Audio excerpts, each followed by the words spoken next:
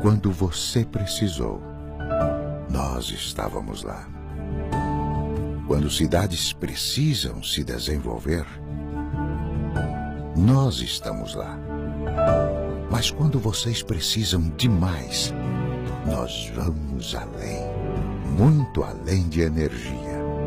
Conciliamos o máximo de performance com energia, transformando profissionais de alta qualificação técnica em vencedores.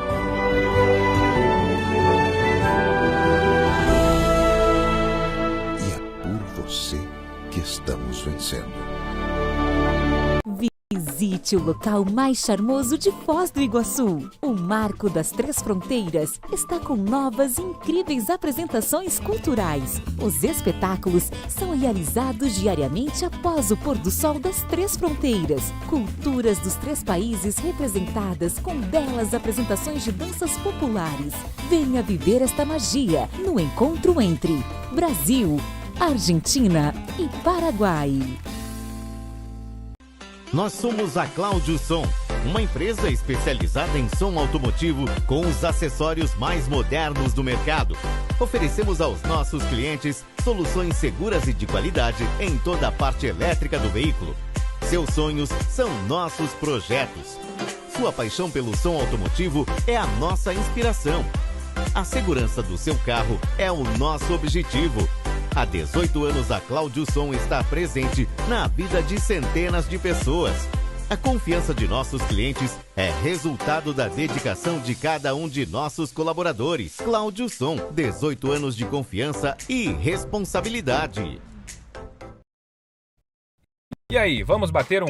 Começa agora nas redes do JNT Web TV, o programa Papo Ambiental. O meio ambiente em Foz do Iguaçu e no mundo, discutido e analisado pelo geógrafo Dantas Duarte. Entrevistas, matérias especiais e muito diálogo sobre o nosso pálido ponto azul e as questões ambientais do século XXI. Vem com a gente!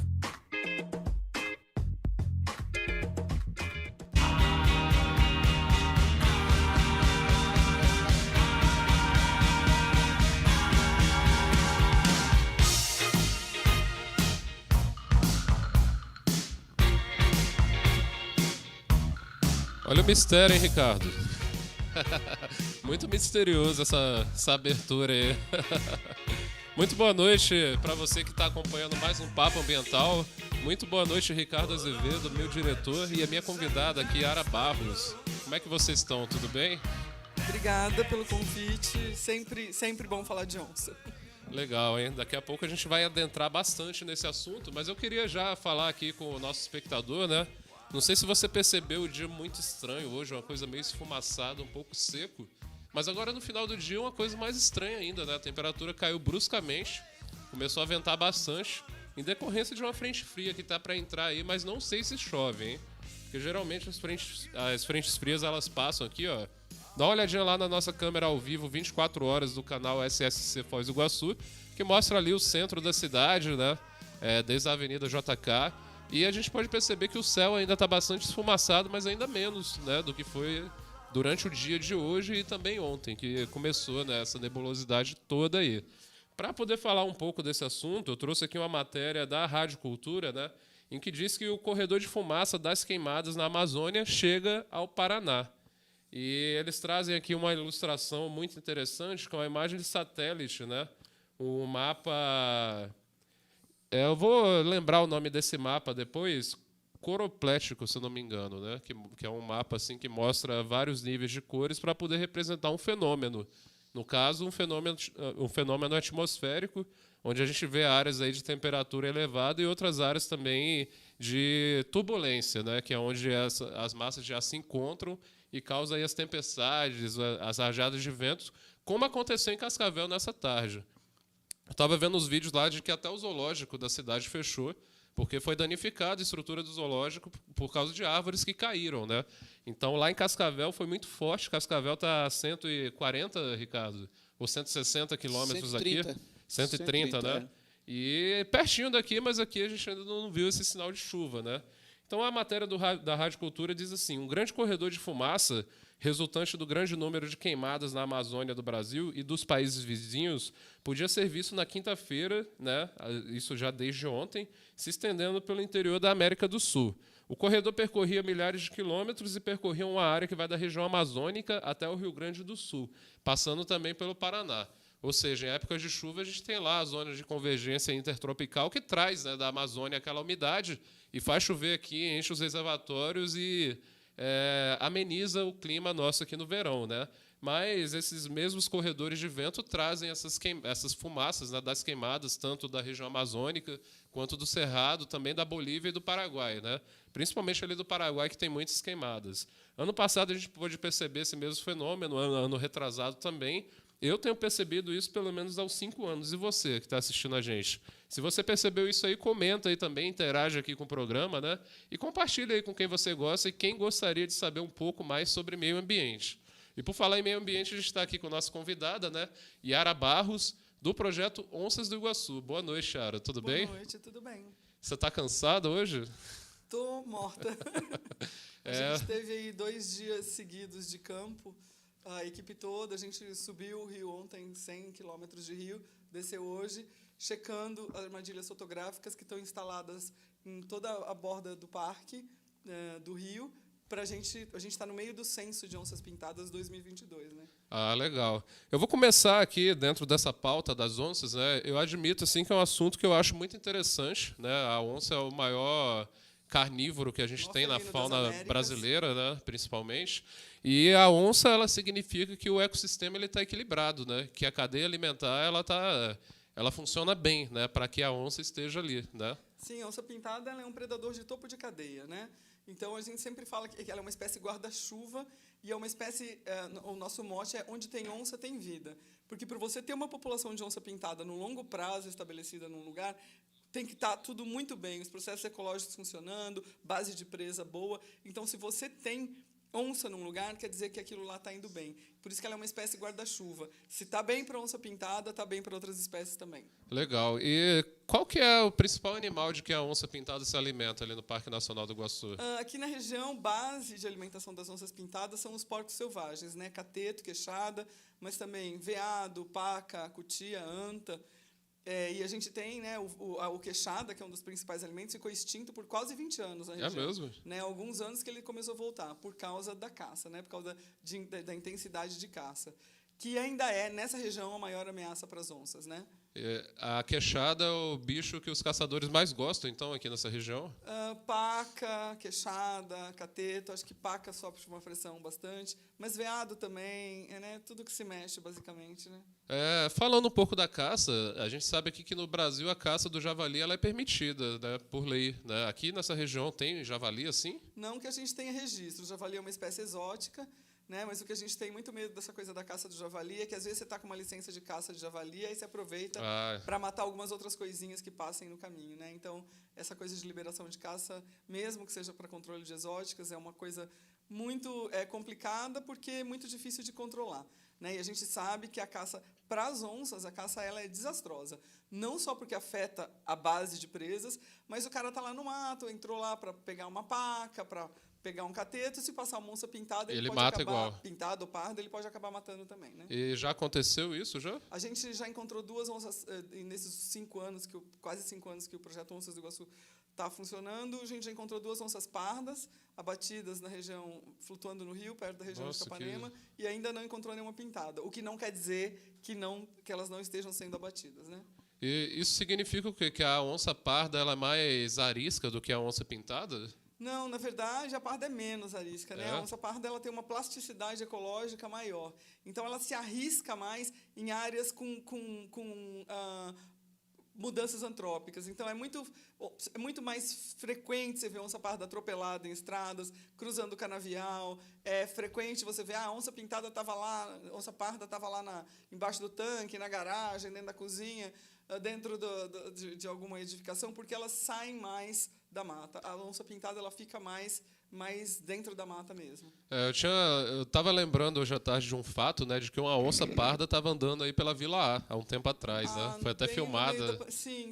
A gente acredita que era um indivíduo jovem que estava dispersando, né, porque tanto para a parda quanto para a pintada, com 2 anos de idade no máximo, os filhotes têm que se separar da mãe e aí tem que estabelecer seu próprio território. E nessa fase de dispersão, eles têm que explorar mais, porque onde estão com a mãe, aquilo já tem dono, né? Então eles têm que procurar. E nessa fase eles podem acabar saindo. Territorialistas, então. Territorialistas, claro, tem uma certa tolerância, mas elas são animais territorialistas, defendem territórios, são animais solitários, né? Você não vê casalzinhos de onça andando juntos, você vê isso na época do cio da fêmea, né? Que dura de 6 a 16 dias, depois disso se separam e a fêmea cria os filhotes sozinha. Até 2 anos de idade, mais ou menos no máximo, os filhotes têm que ir buscar seus próprios territórios. E na Vila A, esse que estava lá circulando, a gente acredita que veio de uma mata próxima, um jovem que estava dispersando.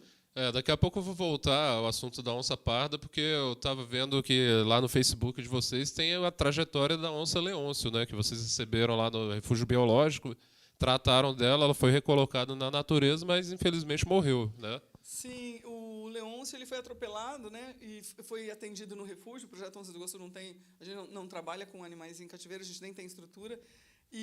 Mas a gente participou do atendimento, ele chegou, foi uma porrada mesmo, ele chegou em coma, chegou inconsciente, com fêmur quebrado, muitos cortes no rosto, e a equipe do refúgio biológico foi muito assim, eficiente e diligente, eles acompanharam esse bicho por quase 3 anos, foi feita uma cirurgia, colocado placa, e depois que ele estava fisicamente recuperado, foi construído um recinto para ele se readaptar no corredor Santa Maria, e depois que ele estava pronto, assim, comportamentalmente, fisicamente, ele foi solto, né? E nós ajudamos nesse processo, primeiro para preparar a comunidade na área onde ele ia ser solto. Então, nossa equipe conversou com as comunidades, com as propriedades, explicando boas práticas de manejo dos animais domésticos que reduzam a possibilidade de predação, instalando dispositivos antipredação em lugares mais vulneráveis.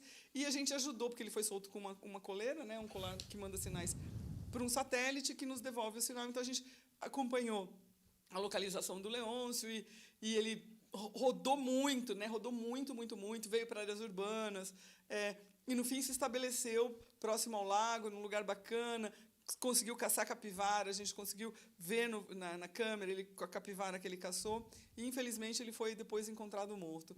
Então o pessoal da Itaipu do Refúgio Biológico mandou a carcaça para perícia em Brasília, ainda está sendo avaliada. Então não se sabe a causa da morte. Tem a possibilidade dele ter sido morto e comido por outra onça, mas tem a possibilidade também dele ter levado um tiro, ter sido abatido e aí comido por outra onça. Né? Então, tem isso também? A onça canibal? Não é carnívoro, né? Ela come mata e come outros animais. Então, a gente ainda não tem certeza. O resultado dessa perícia ainda não saiu. Então, a gente ficou muito triste, mas ficou feliz. Assim, foi um bom processo de recuperação. A gente viu que dá, então, para você pegar um animal, recuperar e soltar. E muitas pessoas perguntam para a gente, então o projeto traz onças de zoológico para soltar aqui? Muitas pessoas falam para a gente, tem muita onça aqui no parque, o que não tem, porque o IBAMA, no passado, soltava onça de zoológico e de circo. Nunca foi solta onça de zoológico nem de circo no Parque Nacional. Nunca foram soltas onças no Parque Nacional, né? As onças que tem aí são as onças que estão aí. Então, tem essa percepção super errônea. E o Leôncio, ele não foi uma onça que veio de fora, foi uma onça da região, atropelada e simplesmente devolvida ela foi recuperada, ao local, né, de onde nunca deveria ter saído, né? Esse é o papel desse... Posso chamar de instituto, né? O Refúgio Biológico. O Refúgio Biológico é um zoo, né, da Itaipu.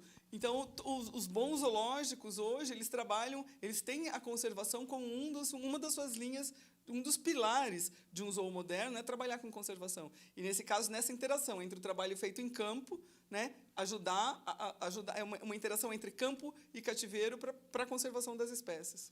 E o pessoal tem até uma ideia meio errada, né, que nem você falou, que soltava do zoológico e não, mas eu procurando apurar qual era a finalidade do zoológico, e é isso, né? Recebe um animal que já não se vê mais na mata, no habitat natural dele, né?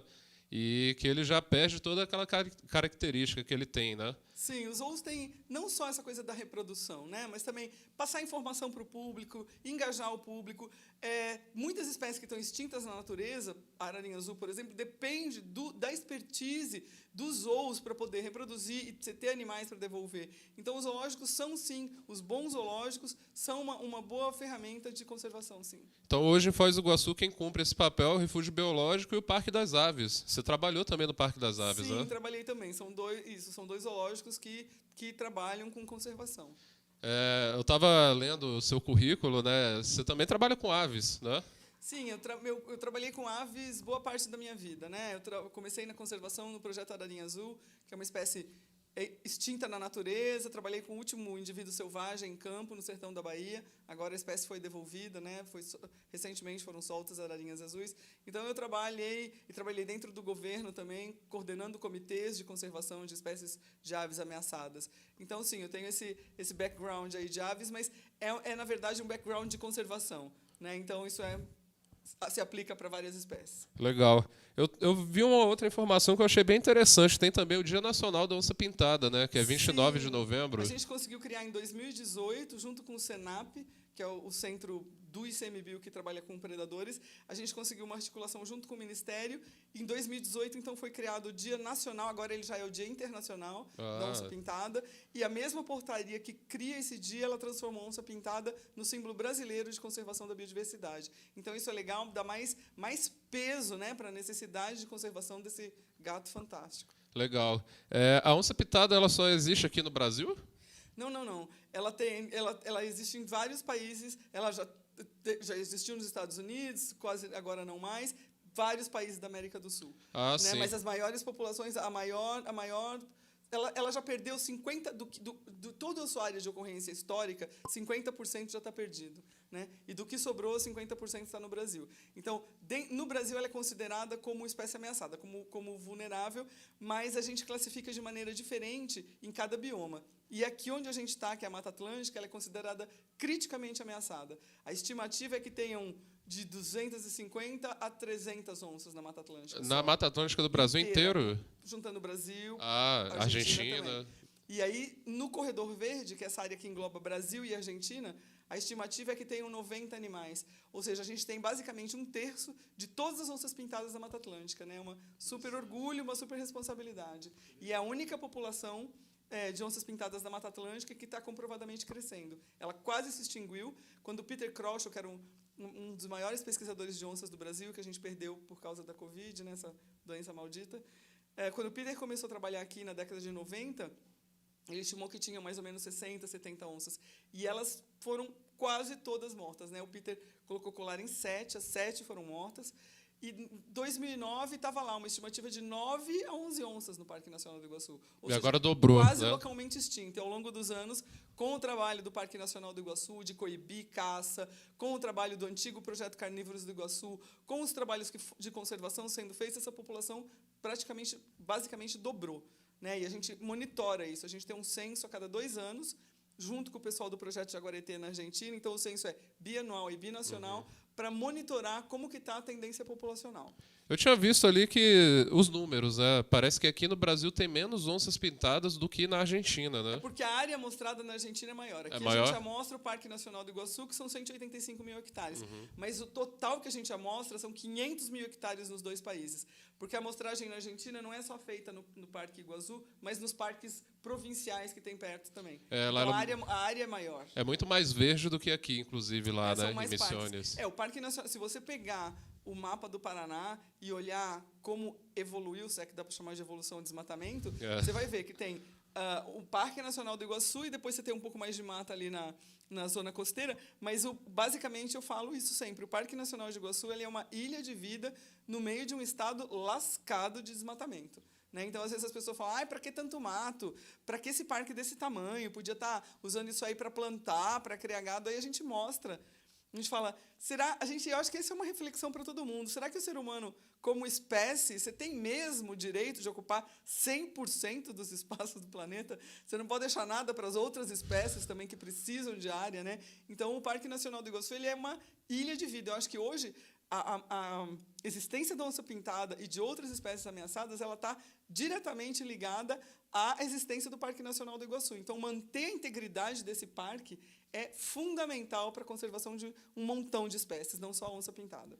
Isso aqui era até uma pergunta que eu tinha separado, né? Que para você, qual que é a importância do Parque Nacional do Iguaçu? Mas você acabou de responder, né? Nós somos completamente apaixonados por esse parque, mas é isso, dá uma olhadinha na cobertura vegetal do estado e você vai ver que... E esse também é um dos maiores remanescentes de Mata Atlântica de interior do Brasil, país. Né? Então, é uma região muito importante. De cuidar mesmo e não deixar tirar uma árvore, porque realmente o parque não pode se dar o luxo de perder nada de biodiversidade. Então, me diz uma coisa, Estrada do Colono abre ou não abre? Bom, isso está fora da nossa governança, isso é um assunto super polêmico, que a gente não toma uma posição abertamente. A gente tem muitos parceiros e propriedades que a gente tem que entrar, que são a favor. Se a gente se posiciona contra, você perde o acesso e aí você perde a possibilidade de fazer a diferença. Então, o que a gente sempre coloca é assim, onde tem estrada, tem morte. Né? Você tem atropelamento, você tem efeito de borda, você cria uma via de acesso para caçador, para ladrão, muambeiro, traficante. Então, eu acho sobrou tão pouco de mata, né, no estado, que você pegar um parque como esse, rasgar no meio como uma estrada, não sei, né? Acho que tem que avaliar bem os riscos, não só para a biodiversidade, mas os riscos também para as comunidades, né? Com essa abertura. A própria Polícia Federal fala que isso vai aumentar a criminalidade, que eles não têm perna para esse monitoramento tão intensivo. Então, eu não sei, a gente fica bem preocupado, né? A Estrada do Colono é um dos pontos que a gente amostra no censo, é um lugar que tem a presença de onça-pintada registrada, isso nos preocupa muito, né? A morte por atropelamento preocupa muito, muito, muito. A gente teve, em 2018, na Argentina, uma fêmea de onça-pintada que foi morta, né, atropelada, estava prenha, quando foram fazer a necrópsia, né, estava com 2 filhotes. Puxa. Então, um atropelamento e 3 mortes. Por um lugar que tem, né, o Parque Nacional do Iguaçu, que tem uma estimativa hoje de 24 onças, você não pode se dar o luxo de perder uma única que Com seja. certeza. Então, estrada nos preocupa bastante, porque no Brasil, são milhões de vertebrados mortos a cada ano na malha viária do Brasil. Então, a gente fica bem preocupado, né?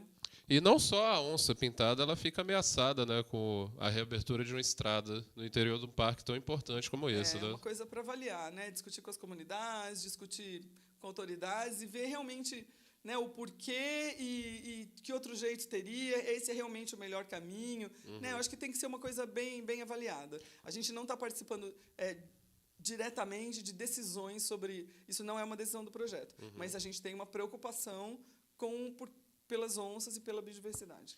Ali na região de Serranópolis tem a Trilha da Onça também, né? Como é que funciona? Super linda. A gente tem o projeto... Nós temos o time Pantera, que é um projeto... Ele começou com uma ideia de ser um projeto de ciência cidadã. Ele é um projeto, hoje, basicamente, de engajamento. A gente tem 9 membros em 4 municípios diferentes. Pessoal que assistia as palestras, assistia os nossos trabalhos e falava, puxa, quero ajudar, como é que eu posso fazer? Então, a gente escolheu 9 pessoas em 4 municípios, eles vieram para o parque, ficaram com a gente 2 dias, aprenderam a instalar armadilha fotográfica, analisar dado. Hoje, eles são como se fossem nossos embaixadores, né, nossos ajudantes, nossos olhos nos municípios onde eles estão. E tem o Mauri e a Kátia, em Serranópolis, que são apaixonados pelo parque e criaram sozinhos, né, com a ajuda de parceiros, a Trilha da Onça. Ela tem 13 quilômetros dentro do Parque Nacional do Iguaçu, com autorização do ICMBio, claro, super sinalizada, super com placas educativas, é gratuito. Que legal. O time Pantera criou e mantém essa trilha. É uma experiência maravilhosa de conexão com o parque, né? E vai muita gente visitar. Então, isso pode ser também um caminho, isso pode apontar o caminho do ecoturismo como uma fonte de renda. Tem onça na Trilha da Onça, né? Tem a Janaína, que é uma onça pintada, e 2 filhotonas que a gente já registrou nessa trilha. E, assim, é linda. Quem não conhece a Trilha da Onça, eu super recomendo. Vale a pena. E eu falo que as pessoas têm que entrar, você tem que se apaixonar por esse parque, né? Se apaixonar pelas onças. É para isso que a gente trabalha. Ninguém vai ajudar a gente a salvar as onças porque ela está ameaçada. A pessoa vai ajudar se ela não quiser viver num mundo onde esses olhos dourados absolutamente fascinantes não existam mais. Né? Mas, para isso, ela precisa ir para o parque, sentir, cheirar, ouvir e se apaixonar por esse parque, entender que... Porque a gente não vai cuidar de onça, salvar onça com uma equipe de 6 pessoas. A gente fala isso, não são as nossas... São 6 pessoas no projeto? São 6 pessoas. Não são as onças do Parque Nacional do Iguaçu, são as nossas onças. Com certeza. Né? Orgulho e responsabilidade de todo mundo. É o símbolo do parque, né? Tá lá estampado na entrada. E para trabalhar a conservação é isso, você tem que transformar as pessoas de espectadores em atores do processo, né? Dar esse senso de pertencimento. E eu sempre falo isso, o que vai ser aqui? Aqui vai ser a terra do já teve onça e não tem mais? Ou vai ser a terra do tem sim, porque aqui a gente cuida, aqui a gente não vai deixar sumir, né? E é isso que a gente tenta fazer, transformar esse medo que as pessoas têm de onça em encantamento. Não, legal. Tem uma história muito interessante que é relacionada até com a história de colonização do oeste do Paraná e de Foz do Iguaçu, né? O José Maria de Brito, você já ouviu esse nome já por aí? Sim. Ele conta um relato de que ele estava andando numa picada, vindo para Foz do Iguaçu, e ele ouviu o grito de uma índia. Desesperada, correndo na picada, era uma onça que estava atrás dela, né? E aí ele teve que gritar bem alto para espantar a onça e terminou bem a história, né? Mas tinha muito relato de que as onças atacavam as pessoas, né? E os indígenas também. Na verdade, aqui o parque tem hoje 83 anos, não tem nenhum registro de acidente, né? De uma onça atacando. Sempre que as pessoas falam pra gente, eu vi uma onça, a gente sempre quer foto pra gente saber, porque a gente identifica a onça pelas pintas, né? Pelas rosetas. Não existem 2 onças iguais, é como se fosse uma impressão digital. Então o pessoal fala, como você sabe quem é índia, quem é indira, quem é o caluanã? Pelo padrão das pintas. Então sempre alguém fala, eu vi uma onça pintada, a gente fala, tirou foto. E o pessoal fala, não dá tempo. Ela corre tão rápido, ela vai embora tão rápido, que a maioria das vezes você não consegue fotografar. Então a tendência da onça é correr de você e não para você. Então ela sente mais medo do que o ser humano que ela topa ali no meio do caminho. Gente, se você conversar com pessoas que viram, muita gente mal conseguiu puxar o celular e tirar foto, porque ela foi embora muito rápido. E você já cruzou com onça nos seus trabalhos de campo? Já. Sentiu medo? Não, mas eu muito menos do que eu queria. Cruzei muito menos vezes do que eu queria. Né? Elas aparecem para um montão de gente que não está trabalhando com elas e pouco para a gente, que é um desaforo, uma falta de consideração. Mas então, é geralmente isso, né? E aí o pessoal fala, o que faz se encontrar uma onça? Não corra, né? Porque você pode instigar o instinto de caça. É se afastar, deixar o bicho seguir o caminho dele, bate palma. Se abrir o braço, ela se espanta? Né, o que a gente fala, abre o braço, abre a jaqueta, para você parecer maior. Se tiver com criança, pega no colo, a metodologia amiga sua louca, né? Grita, bate palma. O bicho tem a tendência de se afastar. Né? As pessoas precisam perder essa noção que a onça está na beira da mata esperando para pular no seu pescoço e te matar. Ela só quer ser onça. Ela quer viver na mata, caçar, criar os filhotes dela, só isso. Né? A nossa espécie é o único predador que as onças têm. Né? A gente tem essa capacidade de atuar para que elas existam ou ser agente direto da extinção. Né? Eu acho que não é uma escolha difícil. Né? Eu acho que a gente pode trabalhar junto e tentar salvar, a gente fala, as nossas onças. Legal, são nossas onças mesmo, né? Exatamente. Eu fico orgulhoso quando eu vejo, né, fotos de onças por aí. Semana retrasada mesmo apareceu uma lá na estrada, né, das Cataratas, foi fotografada também, né? Sim. Com filhote, inclusive, não foi? Sim, um puma. Era um puma, então. Onça parda. Onça foi parda. fotografada uma onça parda. A onça parda também é chamada de puma, né? A gente brinca que ela é onça dos mil nomes, né? Onça parda, puma, leão-baio, sussuarana, bodeira, onça vermelha. Para mim, sussuarana era uma lagarta, né? Sei lá. Sussuarana, na Caatinga, a onça parda é conhecida como sussuarana. Legal. Ela é menor, ela é um pouco mais delgada, né? Sempre que a gente posta vídeo de onça parda, todo mundo, ai, tá tão magrinha. E ela tem um rabo meio grosso, assim, o rabo comprido, é mais comprido, né? Ela é mais esbelta que a onça, não é tão forte como a onça pintada. Né? A onça pintada realmente é muito poderosa, muito troncuda, assim. A parda já é mais sendo elegante. pardo pintado, são maravilhosas. Né? Maravilhosa, merece viver, merece existir. Não estão aí para prejudicar ninguém, não estão aí para atacar ninguém, elas são atacadas, né, por nós. Então, a gente trabalha muito, porque a gente não vai salvar onça pintada trabalhando só dentro do parque. Então, a gente trabalha o tempo todo nas propriedades, nos 10 municípios diretamente ligados ao parque, para atender casos de predações, prevenir predações, instalar dispositivos que talvez evitem a predação, ensinar algumas coisas básicas de manejo, tipo, quando você matou o porco lá para fazer um salame, carneou o porco, não joga aquelas vísceras tudo dentro, na beira da mata, porque isso atrai. Se puder, não deixa a vaca parir na mata, que aquele cheirão de sangue e placenta pode atrair carnívoro. Se puder recolher os animais à noite, tem ovelha, guarda no aprisco à noite, deixa uma luz acesa, deixa um rádio ligado. Então, algumas medidas simples de manejo podem evitar a predação, né? Porque essa predação faz com que as pessoas matem. A gente tem um parceiro que a gente trabalha em Serranópolis, que ele vive há mais de 30 anos na propriedade. E, em 30 anos, ele perdeu um bezerro porque o onça pintado, o C3, matou. E, em uma semana, ele perdeu 8, porque ele não vacinou e os bichos morreram de raiva. Nossa. Então, a perda por erro de manejo é muito maior do que por onça, mas essa da onça que fica, né? Então, às vezes, com técnicas simples, você consegue. Então, a gente trabalha... O projeto ele tem 3 linhas básicas de ação, que é a pesquisa, o engajamento, que é fazer a pessoa, essa coisa de que as pessoas se importem, que elas queiram cuidar, que elas não queiram viver num mundo sem onça, e a coexistência, que é mostrar para o pessoal que é lindeiro, que está ali na beira da mata, vivendo ali, que dá para viver gente e onça no mesmo lugar e ser harmônico, né, para os dois. Eu acompanho nas redes sociais o Instituto Onça Pintada, né, lá da Tereza Giacomo, do Leandro Silveira, né, o Thiago Giacomo também, que é filho deles. E o Thiago, numa dessas, ele falou que existe uma diferença entre a onça do Pantanal e a onça da Mata Atlântica, né, uma diferença de porte.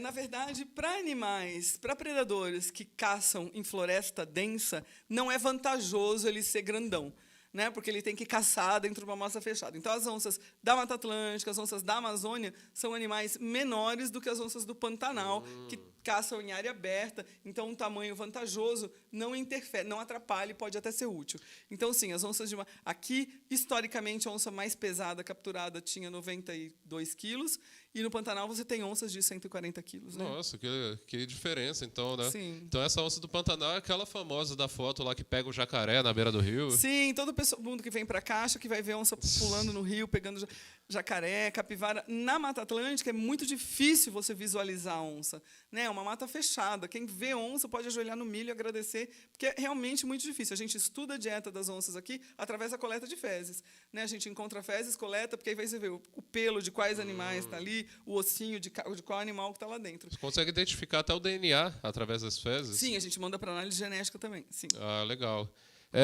Dentro desse trabalho todo tem um instrumento importante que vocês utilizam, que são as armadilhas fotográficas, né?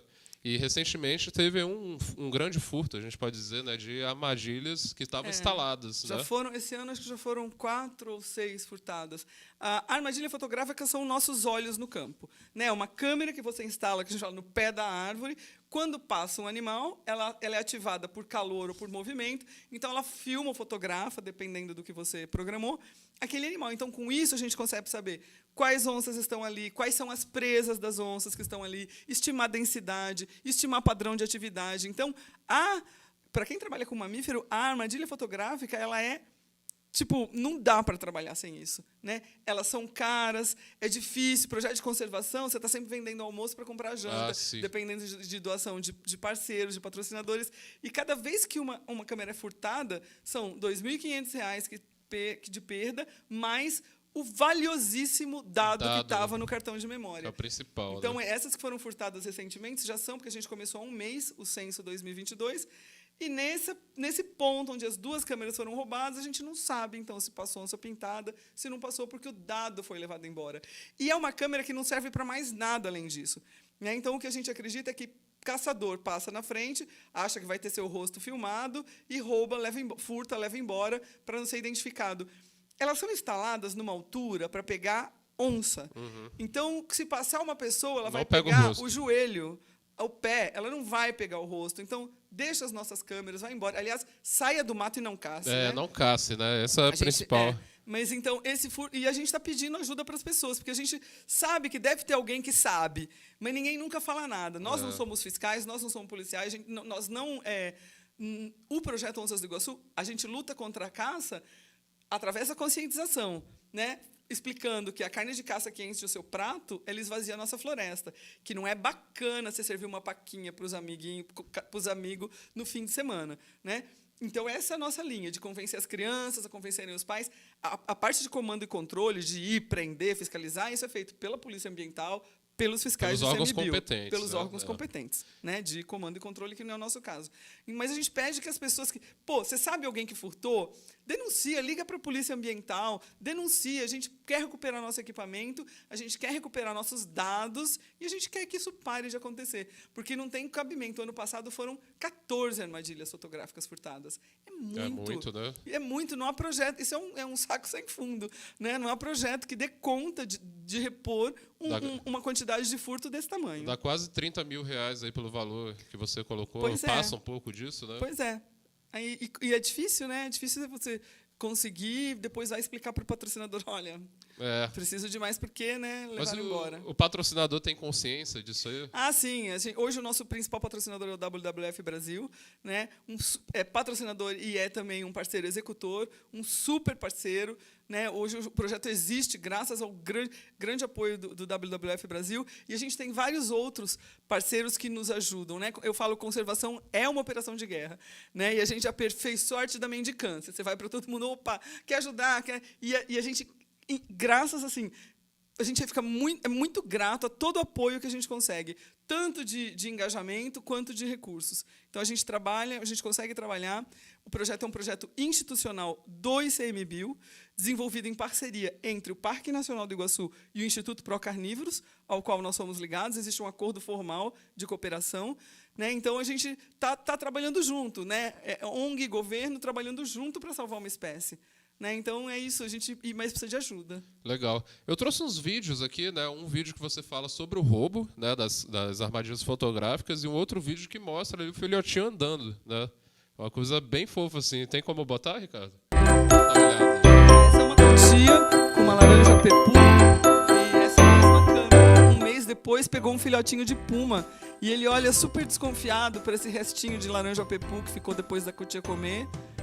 E a gente brinca, né? Que ele olha para a cara da mãe e fala, mãe, é de comer essa laranja. E a mãe deve ter respondido, não, filho, é de comer a cutia. E olha a carinha que ele faz, gente. Eu não aguento isso, olha isso. E quanto tempo de vida ele teria aí? Aí, uns 5 meses, menos até, 4 ou 5 meses. Bebezinho, então, né? Bebezão. E tem outro vídeo, né, que é você mesma falando sobre o furto, né? Eu acho importante passar para o pessoal ter essa conscientização também, né? Oi, gente. Hoje a semana não começou muito bem para as nossas onças.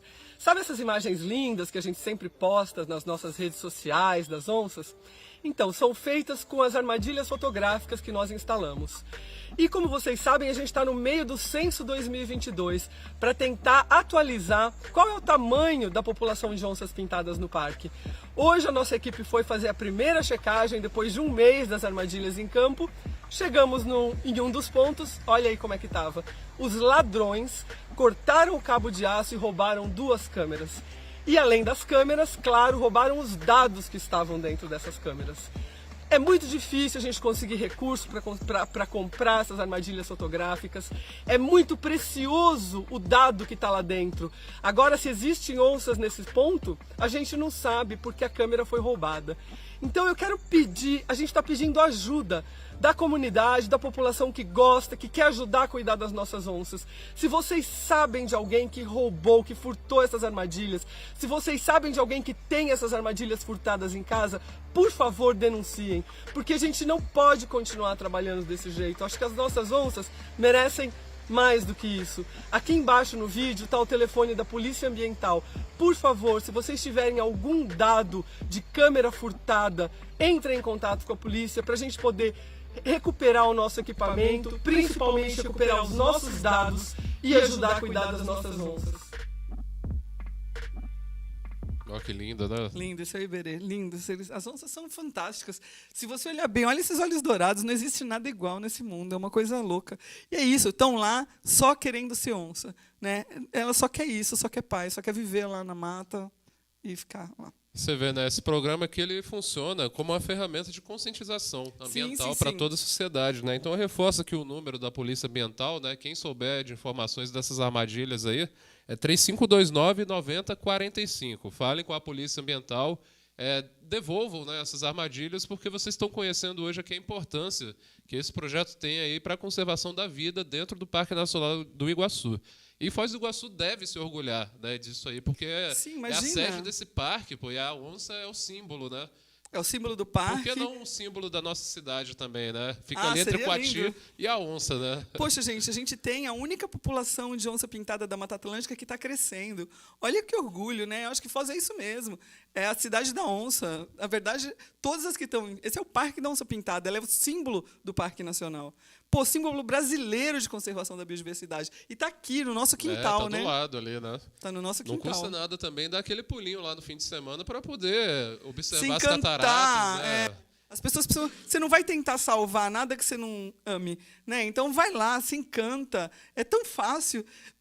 Para mim, eu acho que para se encantar pelo Parque Nacional é só dar um passo para dentro, né? E olhar, cheirar, sentir... Putz. Ouvir aquele barulhão da água caindo ali pelas rochas é maravilhoso, né? E as pessoas acham, geralmente, que o Parque Nacional são as cataratas. As cataratas são uma pontinha do parque. O parque tem 185 mil hectares de vida, né, que precisa ser preservada. O parque chega até perto da cidade de Cascavel, né?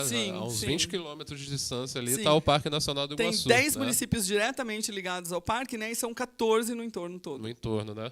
Por falar em Parque Nacional do Iguaçu, eu trouxe aqui uma matéria do Jackson Lima, né, no blog de Foz. O Jackson já até veio aqui, né, falou sobre os povos indígenas que habitavam essa região, tanto os guaranis quanto os caigangues. Eu adoro o Jackson. Muito interessante também a explanação que ele deu aqui, é um poço de conhecimento, né?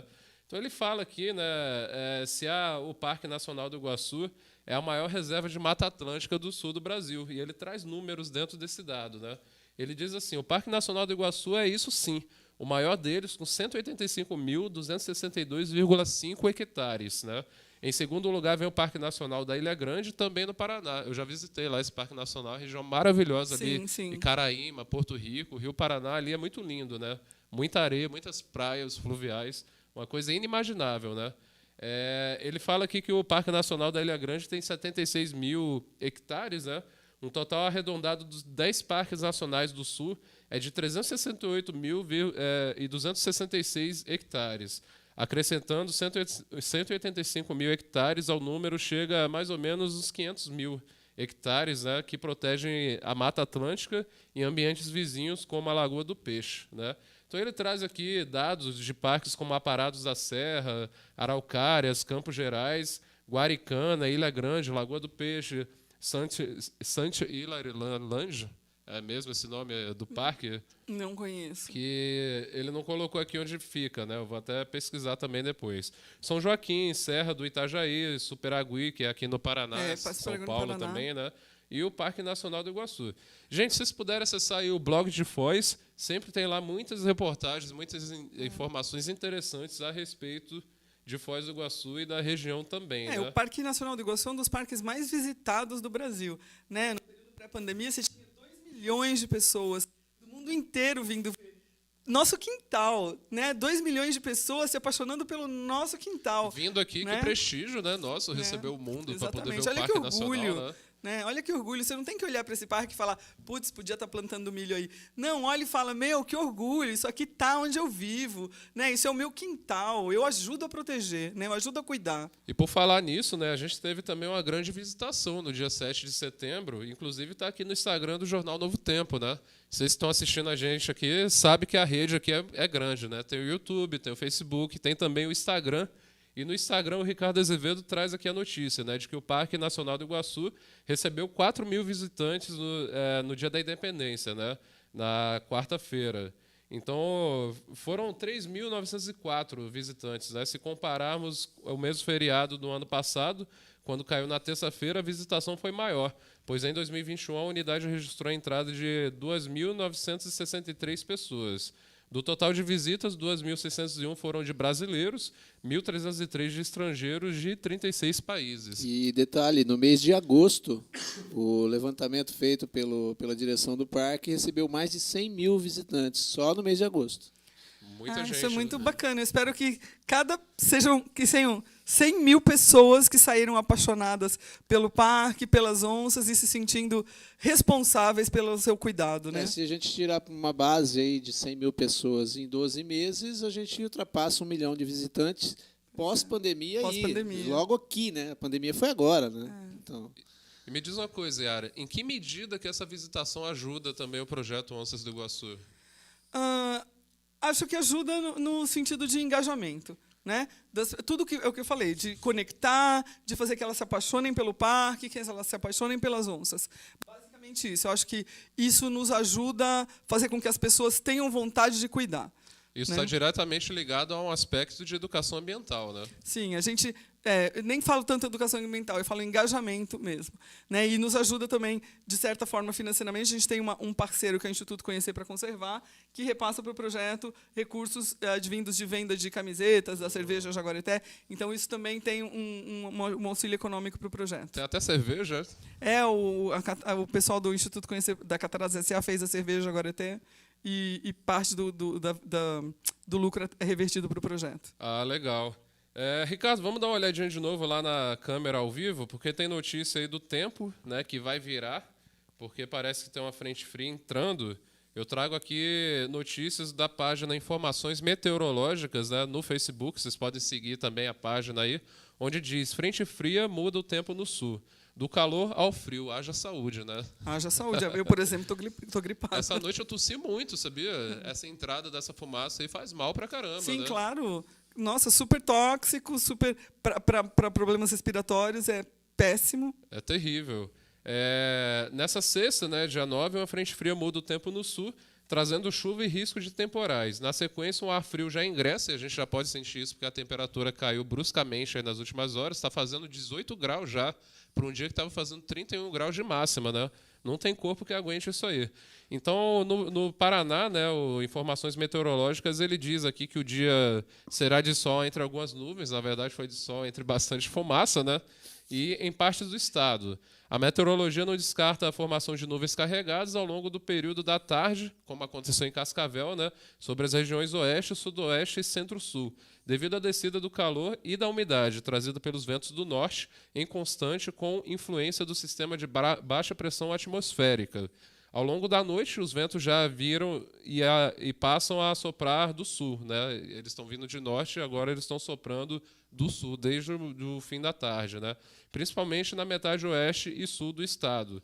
E espera-se que até perto da meia-noite a frente fria já se aproxime ou adentre a faixa de fronteira oeste, sudoeste e sul, fechando o tempo e trazendo também chuva, né? E, para complementar, eu estava aqui com um vídeo muito interessante, que é um registro lá da China, né? A gente está passando por uma crise climática mundial, isso é perceptível, né? A gente tem que se dar conta de que a gente está dentro de uma redoma e nada sai além da atmosfera aqui. Tudo fica retido debaixo da atmosfera. Sim, né? O IPCC, que é o painel de mudanças climáticas, todo ano os dados são desesperadores. E tem muito negacionismo, né? Não, imagina. Sim, não tem. Nossa. Tem, gente, é grave. As consequências não vão ser no futuro, as consequências são agora. Isso já está acontecendo.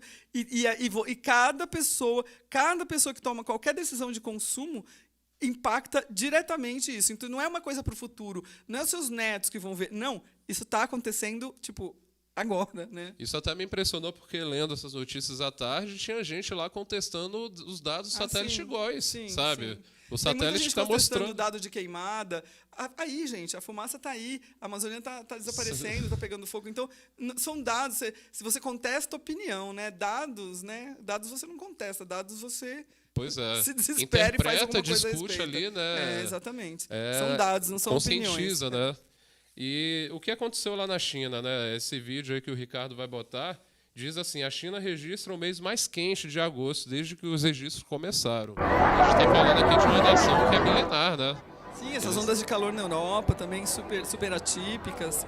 Eles estão registrando aí esses dados climatológicos já desde há muito tempo. É inclusive uma das nações que mais tem dados, né? Sobre tudo, praticamente, né? Graças a essa longevidade que eles têm, né?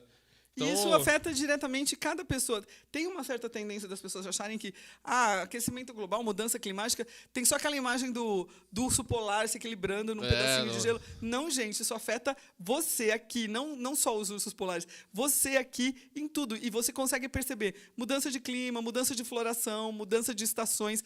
O pessoal fala, o clima está louco. Não, gente, o clima não está louco. O clima está respondendo a séculos de agressões provocados pela nossa espécie, né? Mas quer conscientizar o povo, diz que dói no bolso, porque dói mesmo. A gente teve a bandeira vermelha por causa da baixa dos reservatórios, exatamente. E a gente tem aí também o alto consumo por causa dos ar-condicionados na época do calor, né?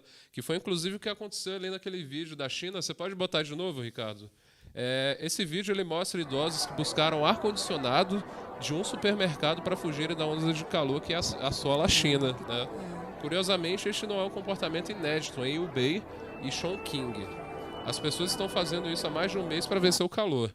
A onda de calor sem precedentes, a pior em 60 anos, afetou as pessoas de todas as faixas etárias e também levou os incêndios florestais na cidade de Chongqing, no sudoeste do país. Várias cidades no centro-leste da China registraram temperaturas acima de 40 graus nas últimas semanas. Vale lembrar que o clima da China geralmente é frio e até neva, né? A gente tem imagens lá de Pequim nevando, né? 40 graus aqui ainda é fichinha, né? Pra gente que mora aqui em Foz do Iguaçu. Na verdade, não é nem sobre se vai frio ou calor. É um desequilíbrio mesmo, né? É uma alteração anormal. Pois é. Yara, infelizmente o nosso tempo está acabando, né? Eu gosto muito aqui de conversar com os convidados, mas sempre estoura o tempo, né? Mas eu queria deixar com você a palavra final para você mandar uma mensagem ambiental para o pessoal que está aqui assistindo e uma mensagem relacionada ao projeto Onças do Iguaçu também. Acho que é aquilo que eu falei, né?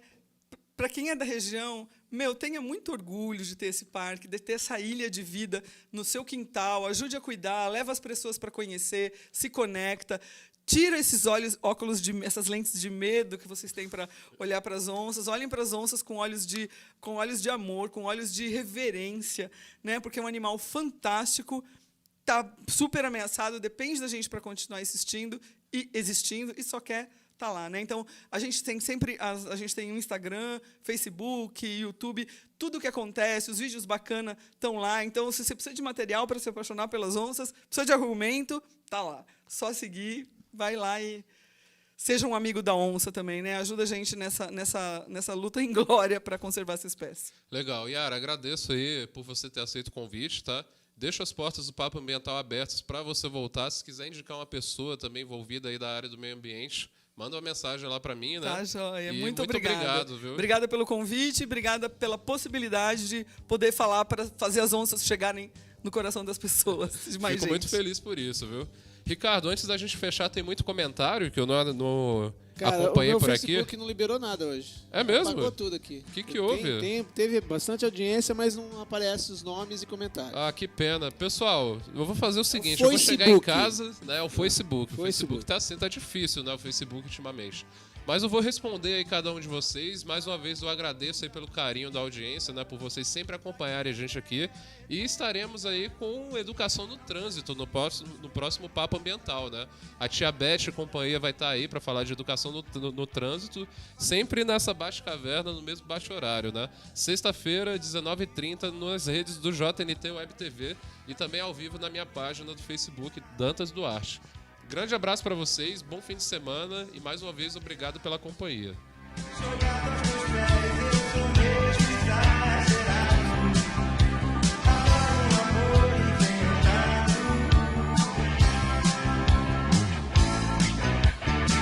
Eu nunca mais vou respirar se você não me ignorar.